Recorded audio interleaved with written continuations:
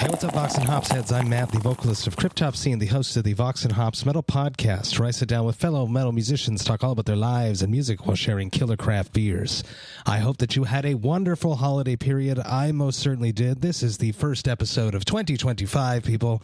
That's right, we made it. I'm very excited for 2025. Cryptopsy has a whole bunch of stuff coming up, so you most definitely better keep an eye on all of that. We got some tours planned. We got new music coming. We got re-releases coming via Seasons of Mist. It is going to be an awesome year, and I am incredibly stoked about it. Now, before we jump into this episode, I'd just like to ask you to follow the Vox and Hops Metal Podcast on the podcast platform of your choice. But more than that, I would love for you to tell a friend about the podcast. If there's someone in your life that just loves extreme music and craft beer, well, you should definitely let them know that the Vox and Hops Metal Podcast exists. You could tell them that there are over 480 episodes where I sit down with some of the world's best metal musicians. We talk all about their lives and music while crushing killer craft beers.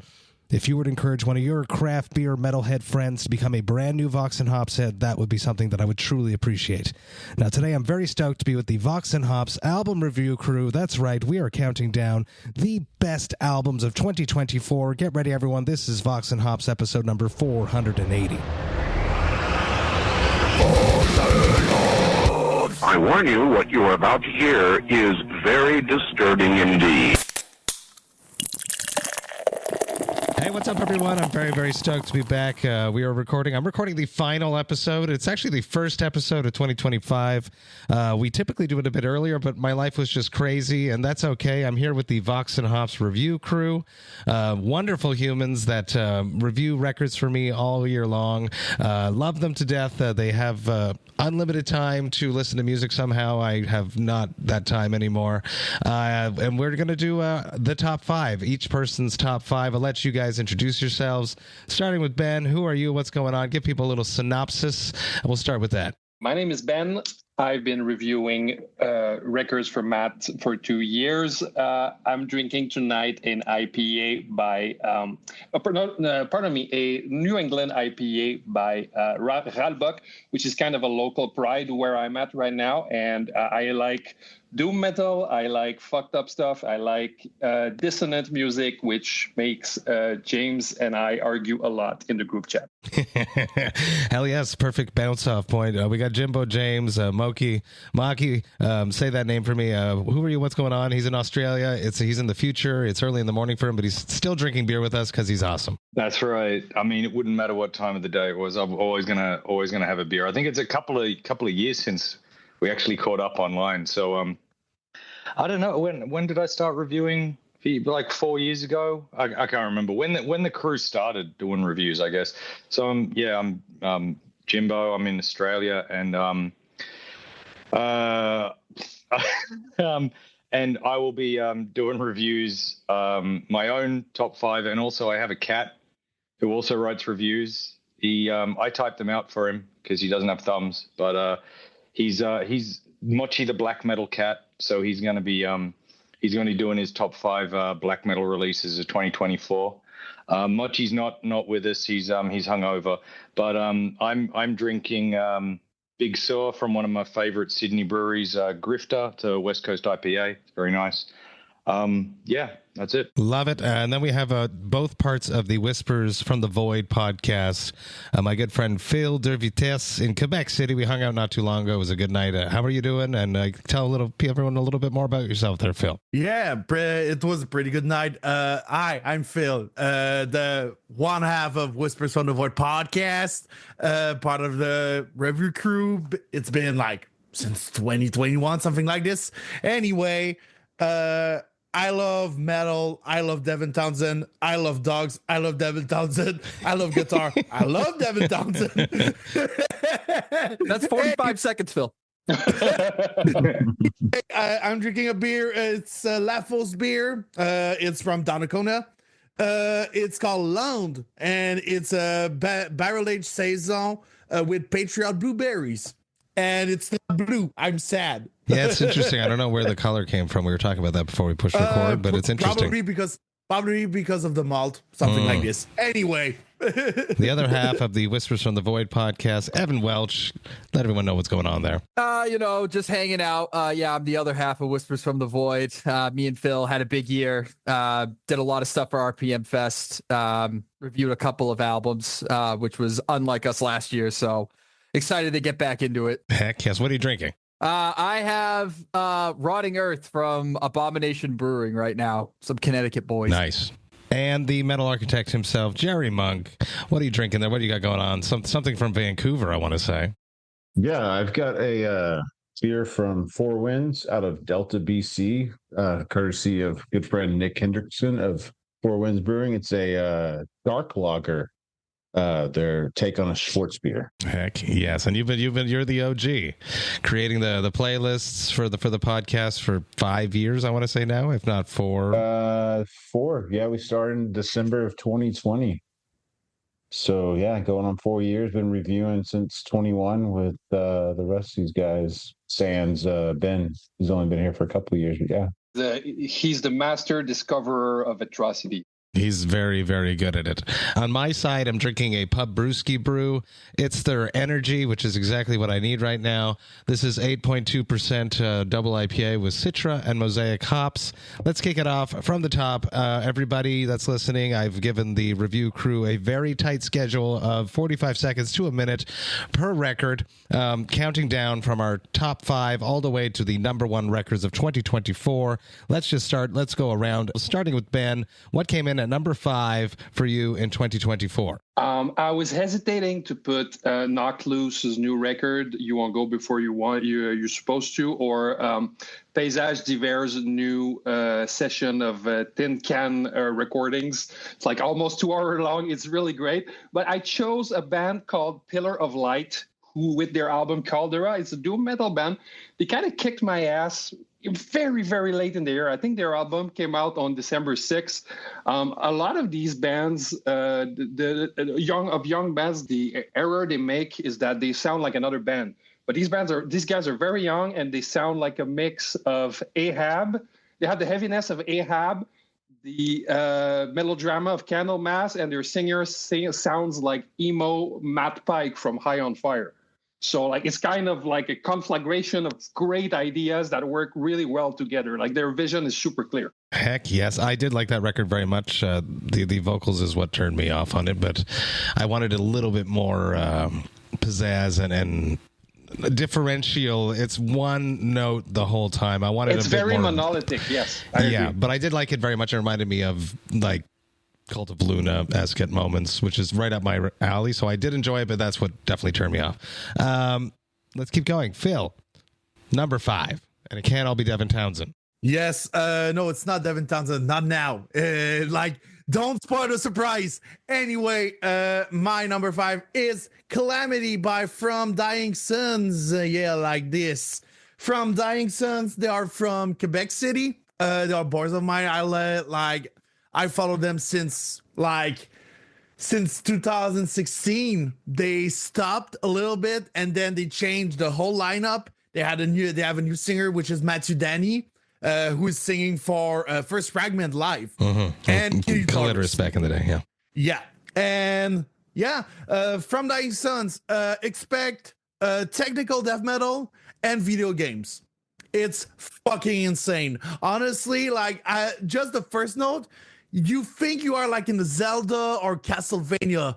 It's so insane. And the playing is so fucking insane. I was walking in the woods listening to that album, and I was like, damn, I feel I want to have like a whip and just like whip some vampires. Hell yes. And Quebec, we tend to push the limits with extreme death metal. The technicality, the musicality. I'm always very proud of our... We push it to the edge. Quebec. Awesome. The other half of the Whispers from the Void podcast. Let's shoot it. What you got there, Evan? So this is actually an album I waited for a long time. I did a show review about these guys back in the day, and it's Mourned, Lost in Ire, the self-release.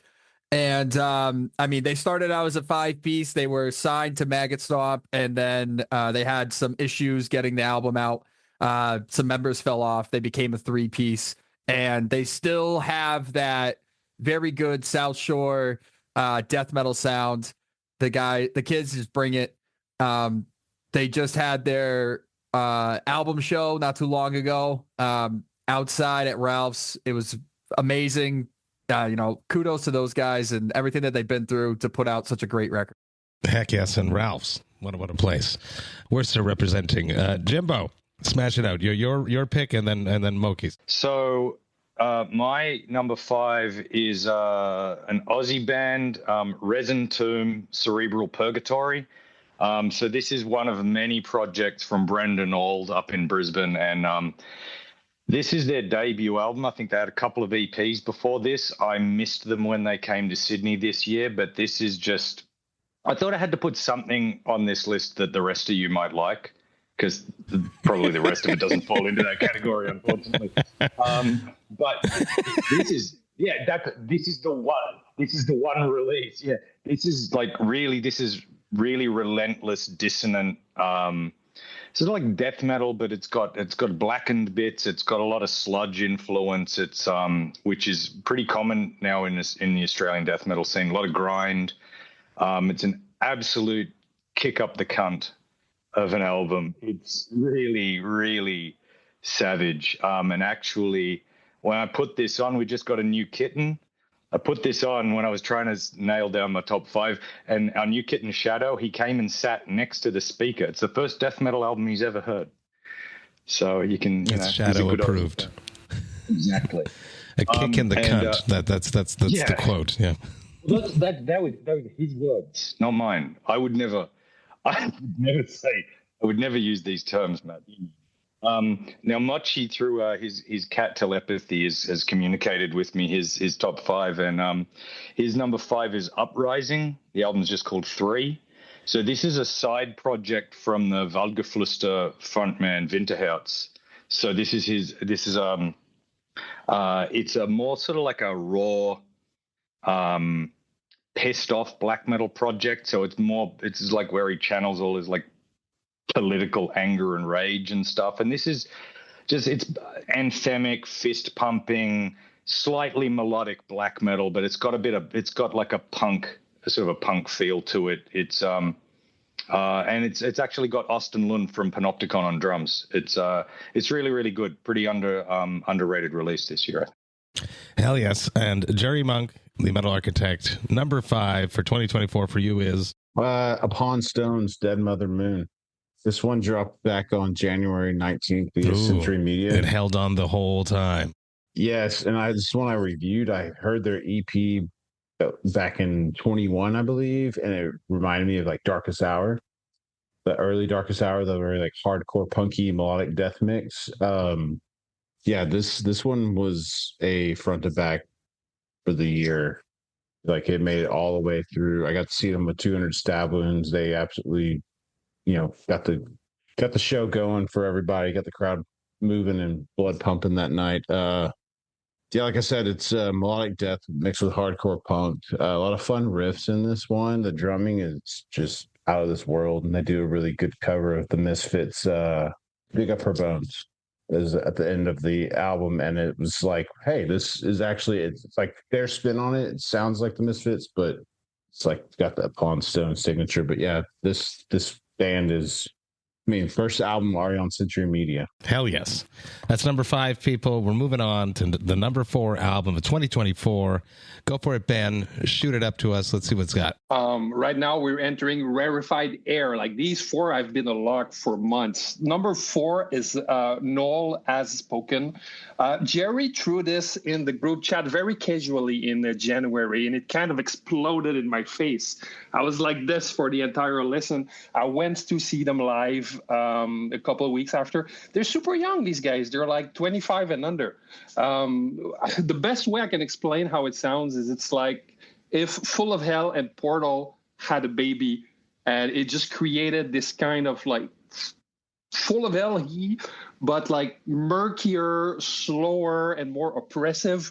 It's really like nothing I've ever heard before, but it's like the creative vision is very clear. Like they got this whole thing where they look like they're in the funeral home.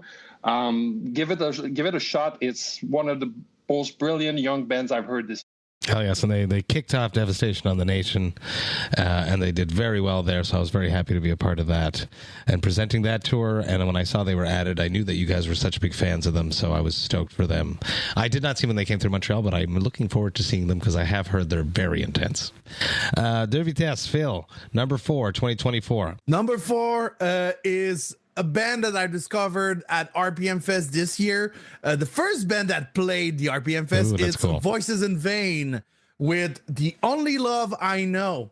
And I don't have the album with me because it was not released when I saw them. Metallic hardcore black metal influence band from Burlington, Vermont.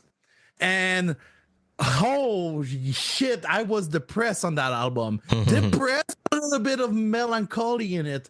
It's very interesting. It's very hard at some point, but one of my favorite songs is very like slow and very melodic. But I fucking love it. It's so intense, and like I cried at some parts of it. Deep. It's very interesting. Very interesting. I love it. Voices in Vain, The Only Love I Know. I love it. Super interesting. Evan Welch, the other half of the Whispers from the Void. What do you got at number 4? I had one that Ben actually got me on to earlier in the year. It came out May 31st, but I have Thou Umbilical. Came out from Sacred Bones Records. And I got to tell you, dude, it fucking took my head off. and layman short words, you know. These guys, I really didn't listen to them a ton. And then when Ben showed me this record, I gave it a shot. And I tell you, from beginning to end, you feel like you're having a panic attack. That's pretty much Sounds what it's wonderful. like. Oh, it's amazing. You just feel like you're on a caffeine fucking jitter. Like, oh my God, it's something. If you're a lifter, and you need something to lift to, you'll never get gains like you will listening to this record. I'm telling you. Hell yes. Jimbo, go for it. All right. So I went with a band I'd never heard until this year, Ritual Fog. This is a really, really excellent example of old school death metal. I mean, I know that there's a lot of old school death metal bands around, and I guess I listen to a lot of them, and then I like what I like, and some clicks. And this guy, like, if you like Asphyx or Bolt Thrower or Early Death or Convulse, they've got this Ritual Fog have this blend of it's slashy death metal, which I guess is where I'm drawing the death influence from, but nice death doom as well. And it's really well produced, which I know is more common these days. The drums are really pounding. The vocals have got that slightly unhinged, screamy aspect, like a little bit like Martin Van Drunen or Chuck that I really dig. And there's not much more to say. It's just a really, really impressive fucking album. I really liked it. And Mochi's gone very black metal. He had to have some normal. Well, I don't know. This sounds bad, but some like more conventional black metal. I don't know if it's conventional, but anyway, the Hulda album, Verses in Oath. I know this is very hyped, and Hulda's gone, with being on $20 Spin, she's gone to being like very, very prominent artist now. But honestly, I really think that this album lives up to it. It's grandiose, it's evil, it's really, really well put together. There's not a weak track on it. It's got a very classic black metal sound, but it does its own thing. Like, it's got these, the synthesizers are great. The vocals are really, really good. The vocals are really well layered. It's actually very heavy for a black metal album as well. And I really think that although it's like a callback to sort of second wave, to some extent, to second wave black metal, it's got its own feel, and it really, really delivers. I was very happy with how cool this album turned out. So that's Mochi's number 4. Jerry Monk, number 4 for 2024. This is also another $20 Spin band from LA as well, just like a Pawn Stone. They this is Sybaris Maze Envy, dropped back on March 22nd. This is their second album. They use a mixture of death, doom, and black metal in their sound.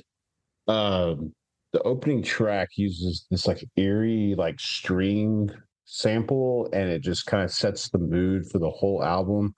A lot of the like clean passages use synthesizers and clean guitars, so it's one of those albums that goes from like crushing doom and death metal to like more classical type sounds. It just kind of like messes with your head when you're listening to it. I got to catch them live in Austin on the inaugural Austin Death Fest, and they were crushing, like just absolutely amazing. Really good young band. Like I said, there's only their second album, so sky's the limit for them.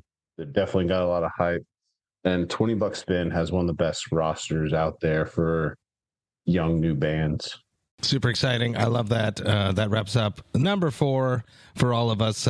Number 3, we're keeping this rolling around. Ben, your top 3. We're in the top 3 people. Top 3, 2024. Ben, go for it. Number 3, Full of Hell, Coagulated Bliss. I mean, it's not a surprise for you. I'm wearing a Full of Hell shirt. They're one of my favorite bands working today. It's crazy because last year I had a Full of Hell collab with Primitive Man at number 2. And now I have Coagulated Bliss at number 3, but it's by far the better record, by far. What changed? They have songs now. You know, before they kind of had like this audio experience that like rushed you through it, but now they have songs. They have hits. They have catchy riffs that they didn't have before. I asked Sam, their bassman, what was up with this. He said our main riff writer Spencer is not traveling with us anymore. He's just home writing, and it shows. Half of the song they play now live, and I've seen them live 3 times this year, are songs from the new record, and they're songs people want to hear. Coagulated Bliss, it's a huge win. It's a huge step forward for Full of Hell. Hell yes. Phil, De Vitesse, Whispers from the Void Pod, number 3. What do you got? I have this album. It's Volcandra, The Way of Ancients. We had Dave Polensky from Volcandra, the singer, on the podcast. Go check it out. It's a mess of an episode, but go check it out anyway. So Volcandra from Kentucky, melodic black metal band. I saw them twice, and holy fuck, every time they're just packing a punch. And that album is just packing a punch too. Is the second album of the band from Prosthetics Records. Holy fuck, it's just like a punch in your face. And it's so insanely melodic, but insanely brutal at the same time. They have some like very intriguing harmonies and intriguing riffs and licks. I'm just like, every time I'm just hooked. I'm just fucking hooked. It was number 1 in the middle of the year, but 2 other albums just decided to show up and just went on my top above him. But Volcandra is the best. Dave Polensky is the best. So yeah, they're fucking great. I love them. Yes, Evan, what do you got for number 3? Number 3, I have New Zealand's best ulcerate, Cutting the Throat of God. This album is an adventure. And even though it mainly sort of carries itself the same throughout, it has so much life, and it just absolutely tears you apart. Transfiguring In and Out of Worlds is like my song of the year. I've listened to it. Spotify tells me I listen to it a lot, but I think I've listened to it more than that. It's just amazing. And these guys are awesome. From Stare Into Death and Be Still, when I first really listened to them, to now, it's like they just keep getting better. And I think that they're really one of the more underappreciated bands right now. Hell yes. Jimbo, go for it. Number 3. Yeah, so 2024 has been a really, really shit year for me, and so the most of the albums that I ended up listening to a lot were very emotive. Mostly they were either really sad or really pissed off. This is in the latter category. This is a Swedish crust band called Dishumanitär. So it's their, I'm probably mispronouncing that. My Swedish friends are going to get angry at me. But so it's self-titled release. It's the debut album, and it's just raging D-beat. It's quite melodic as far as crust goes. It's got very, very pissed off sounding vocals from the vocalist. It's the sort of blackened vocals. I mean, I guess depending on, like, if you're not familiar with D beat as a style or crust, it's like if you like Entombed, that's where it comes from. That's the beat of Entombed, is that Swedish death metal sound. It has its roots in crust. So if you like Entombed, you throw something like this on, there's a good chance you might like it. If you like black metal vocals and Entombed, it's great. It's just unbelievably angry, raging music. It's very, very good for these times. Nona Mochi. Mochi's gone with an artist that he had not heard before this year. It's I Slept on the Moon, one word. And it's called Only the Stars Know of My Misfortune. So, really toning it down as far as the melodrama goes there in album titles. It's a one-person project. It's very much in the sort of like black metal, black gaze style of thing. So a lot of shoegaze, a lot of distortion. It's very lo-fi. It's very melancholic and atmospheric, but at the same time, it does something that I guess a lot of the black gaze bands do, like Alcest and like Deaf Heaven, all these sorts of bands, where they can switch from being melancholic to uplifting very quickly. The riffs are great, very, very emotive. And yeah, so it's harsh, but it's beautiful at the same time. I really liked it. It's really, really interesting. I got to check out their other albums. Super interesting. And I'm sorry that you had a hard year, but the review crew chat was always there to keep us uplifted when we needed it and or disappointed in each other's musical choices. Jerry, wrap up number 3 for us for 2024, please. All right, I'm going with the pissed off like James. I did number 3 was Panzerfaust, the Sons of Perdition, Chapter 4, To Shadow Zion, which came out November 22nd via Eisenwald. If it hadn't been for this record, Undeath's new record would be in my top 5, but this one wasn't expecting a whole lot after Chapter 3. That one was kind of a disappointment for me. But this one, when I heard the first single, I was like, okay, I'm going to have to pay attention to this. It's pissed off. It's violent. It's like a knife to the throat, in my opinion. And I think the last track, which is the title track, is probably one of the best songs of this year. It's unrelenting the whole time. It's only 5 tracks, about like 45, 50 minutes long. But yeah, it totally took me by surprise. And yeah, it's a late edition. But yeah, this new Panzerfaust is excellent. It could have made it higher, but there's some others that are just a little bit better. Hell yes, and I'm probably not allowed to say this, but they're wonderful humans. The whole band, I've toured with them, and they're just awesome. And I know their persona is supposed to be evil, but wonderful humans. We're the top 2 people. Go for it, Ben. Kick off the top 2 of 2024 for you, and a new beer. Number 2, yeah, it's the same beer, but new can. Number 2, Evan spoiled me, Dow Umbilical. It's such a fucking punch in the face, man. I was wondering how how a band could come up with such a different record, and I heard their singer Brian Funk say how they were tired of the crowd being not moshing at their shows, and they were like, "Oh yeah, we just wrote a bunch of mid-tempo stompers."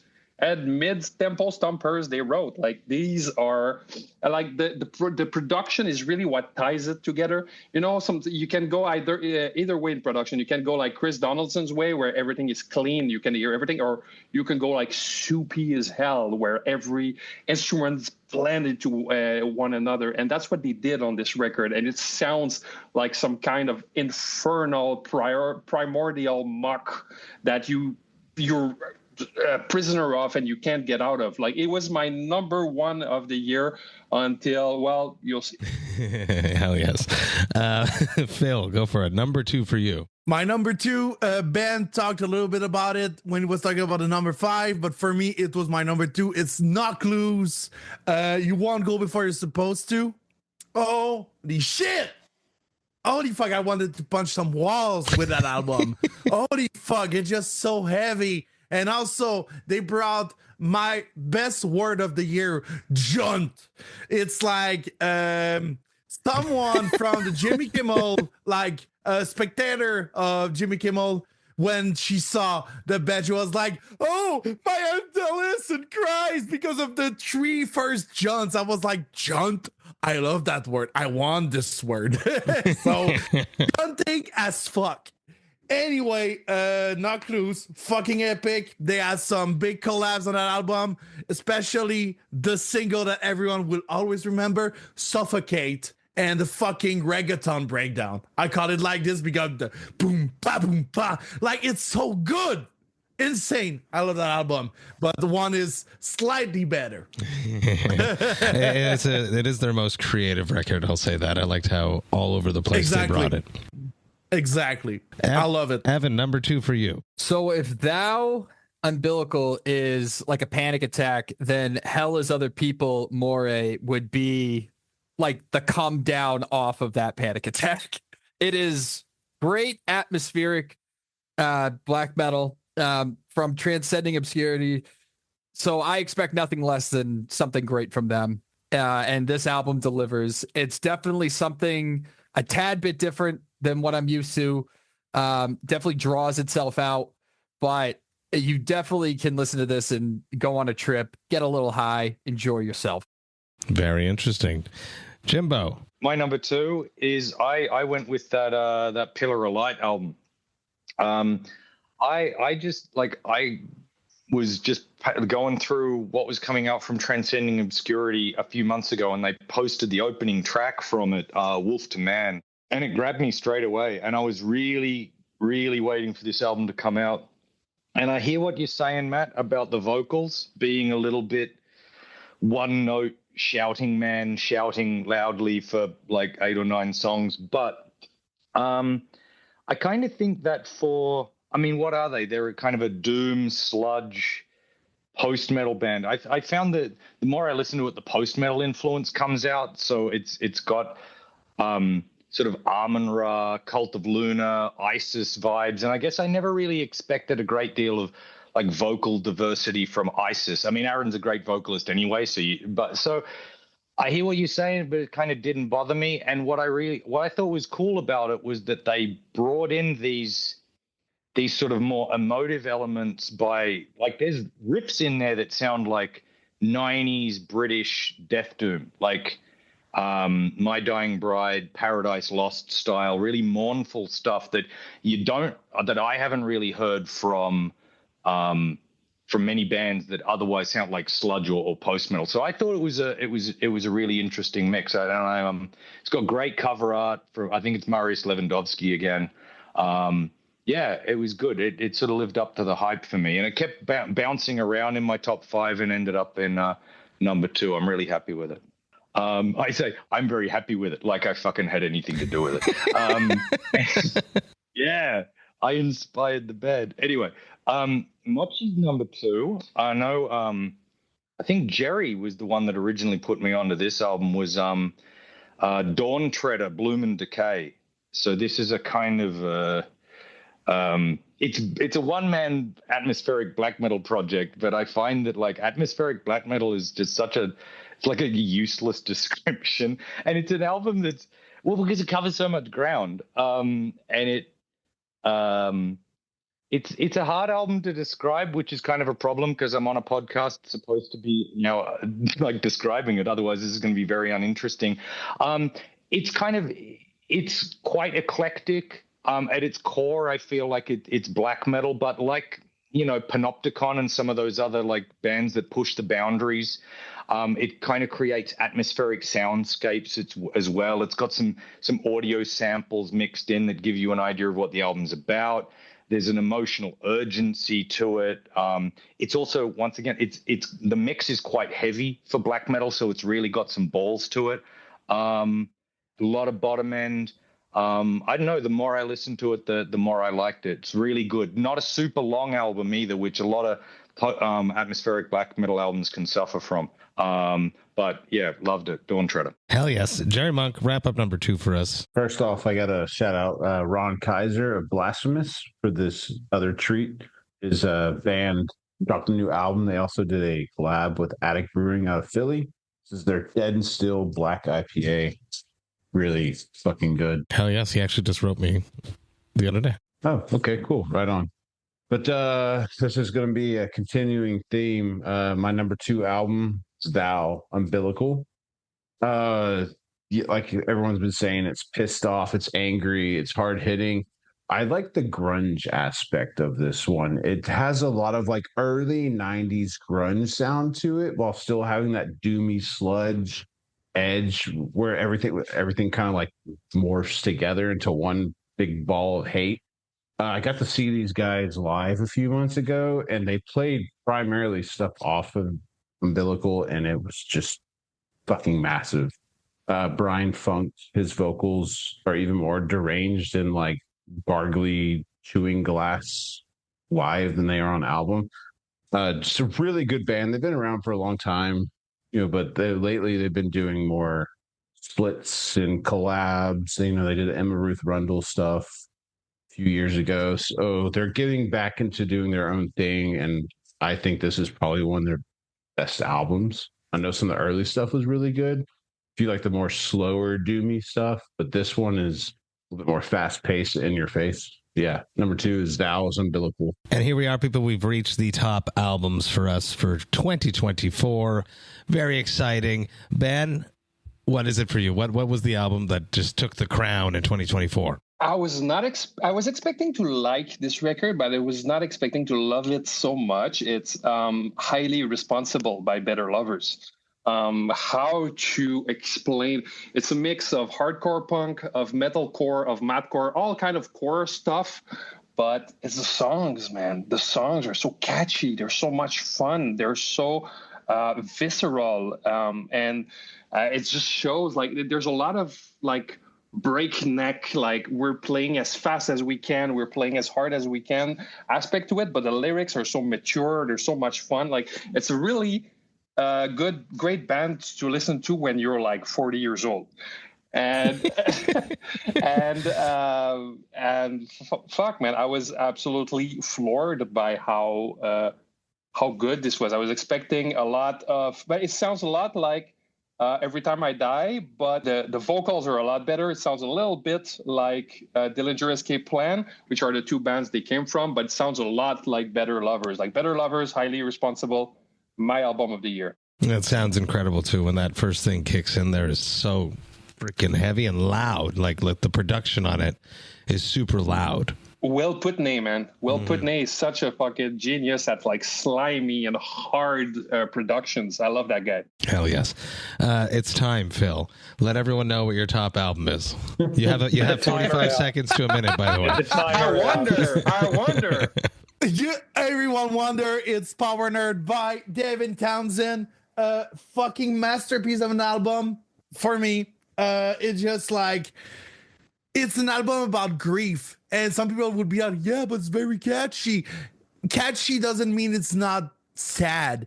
There's a lot of grief into it, and some people would say, yeah, but there's songs that are very happy sounding. Yeah, is it happy in the lyrics?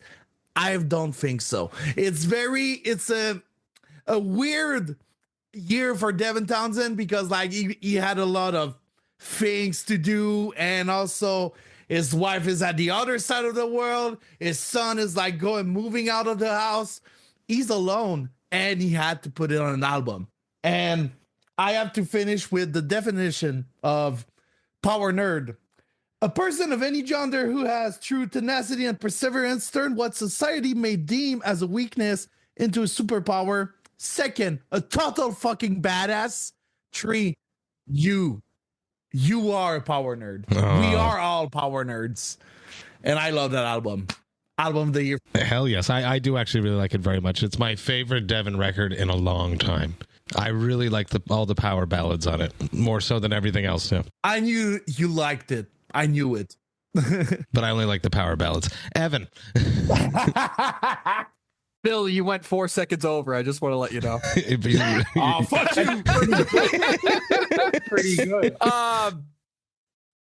Very rarely do I think like a band can have like a really good first record and blow it out of the park with their second record. And Mother of Graves, The Preemptive Absence, these guys did that. in my opinion. I remember Where Shadows Adorn, and this thing is incredible. Death Doom with a story. And I think that's very hard to do, especially with the way that the genre is. But I got to tell you, the vocals, the guitar play, everything, how it's all twisted together. It's very poetic. It just has so much more than just a Death Doom record about it. And I can't stop listening to it. The songs are very well structured. Each of them are unique in their own way. And I think that that's very hard to do in itself. So Mother of Graves, The Preemptive Absence, my number one. Oh, hell yes.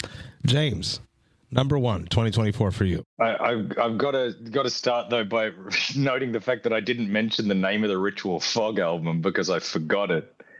It's called But Merely Flesh. It wouldn't be one of these podcasts without me fucking up a bunch of stuff. Anyway. No, you're wonderful. Well, I'm not going to disagree with that, but I, still a fuck up. I can be both. I went with Dark Tranquility, End Time Signals. I was not super sold on this album initially, but I persevered with it. Like I was talking to Jerry about it, and Jerry's actually the guy that got me back listening to Dark Tranquility because they were one of the first death metal bands I ever listened to. And then I was like, no, these guys are melodeath. I don't listen to that stuff anymore. It's all about fucking brutal death and cryptopsy and supplication. But anyway, this album is like it's thrashy and harsh. It's really got that Gothenburg sound. Obviously they don't have to sound like anyone else, but they sound like At the Gates at times. It's got that real driving energy. But at the same time, it's a really mature release. Like you can tell that this band's been around for a long time. It blends all these different elements well. The album is well balanced. It's not all fast all the time. And I got to say, I think that Mikael Stanne, I think, is the best lyricist working in metal today. He's phenomenal. He's always had this way of addressing stuff that normal death metal bands would not write about. And his vocals are quite audible. Like you can hear what he's saying, and it's subject matter that most death metal bands probably wouldn't touch. And this album, the themes of it, the anxiety of it, it's fantastic. I really love this album. And now Mochi. So Mochi went with the most pissed off sounding album of my 2024 anyway, with Asa Haddon from Germany with Era. So I think this is this band I don't think they're very well known. For me, they're quite underrated. They've put out some really, really good EPs recently, but this is their first full length in a few years. They put out a really great EP, which was just one track called Bezenken earlier in the year, which I think is my favorite song of 2024. But this is a 4-track album. It's got it's atmospheric black metal with sort of a crust edge. The vocals are very much in that blackened crust area, and they are absolutely gut-wrenching. They're really good. So they've got a session vocalist called Nova working with them for the last few releases, and she's absolutely unbelievable. Really raw, really aggressive, pounding drums, very, very riffy, long songs. Like you're looking at shortest song in the album's probably 11 minutes. So, it's like what Evan was saying, sort of go on a trip if that's your thing, but or just settle in. It represents a lot of what I like about black metal from Germany. It's very brooding and atmospheric and generally bleak, but this is a really standout release. I really love it. Hell yes. Jerry, wrap this up for us. Your top for 2024. This is going to be a curveball for most people. They're probably expecting some like crazy brutal shit, but my number one was Crippling Alcoholism with Love from a Padded Room. This one came out on February 29th, so it was a leap year album. It was described on their Spotify as David Bowie in Hell. It is one of the most darkest, depressing, and scary albums I think I've listened to in a few years. There's no really harsh vocals on it. Everything's pretty clean and sing-songy. A lot of hooks, very poppy, very synth heavy. It's all about trauma and drug addiction, alcohol abuse, all kinds of really dark subject matter. And they have taken off with this release. They already have a new single out, new music coming out again next year. They signed with Portrayal of Guilt Records, so because this album was self-released, everything they've done, merch, vinyl, CD, have all been on their own. But yeah, these guys, so yeah, they were kind of like Chat Pile or Daughters, or bands like that. It had me hooked from the first listen, and I just didn't stop. I think I listened to this album daily for 2 or 3 months. It was just that good. It just earworm type stuff. And that's, people, the top 5 of the review crew for 2024. What a pleasure it is to hang out with all of you in the, sort of in the flesh, face to face here. At least we talk daily in the chat, or I peruse the chats. I see you guys going at each other's musical likes and dislikes, but it's nice to do it all together in a Zoom call here. Massive cheers to you for all your work. Just constantly just displaying your eagerness and hunger for new music. It makes me very happy to have you in my life, and I'm proud that the podcast has you as a vessel to showcase the world all these awesome music that they probably don't know about, because there's far too many just standard bands that get pushed, and that's what this is all about. So massive cheers to you. I appreciate you all, and I'm stoked for 2025. Thanks for having us, man. Yeah. Cheers. Hell yeah. Cheers. Cheers, everybody. Hey, thank you all so much for listening right today, and you know that I love and appreciate that. Man, this was an awesome hang. I really don't get to hang out with these guys face to face enough, let alone in a Zoom call. Very, very excited to have them in my life. I love how in-depth they go into all the different subgenres of metal, something that I do not have the physical time to do. So I really do appreciate having them all around me and helping us. And I love their little inter-chats and their banter and how they tease each other for what they like and they dislike. It's a family, and I love it, and I appreciate each and every one of them. So massive thanks to Ben, to Phil, to Evan, to Jimbo, and to Jerry for being a part of the Vox and Hops album review crew. I cannot thank you guys enough. The Vox and Hops Metal Podcast is brought to you by Sound Talent Media and Evergreen Podcasts. I hope you have a great rest of the week. I'll be back with another episode next Thursday, but until that, remember to enjoy life, metal, and craft beer. Cheers, Vox and Hops hits.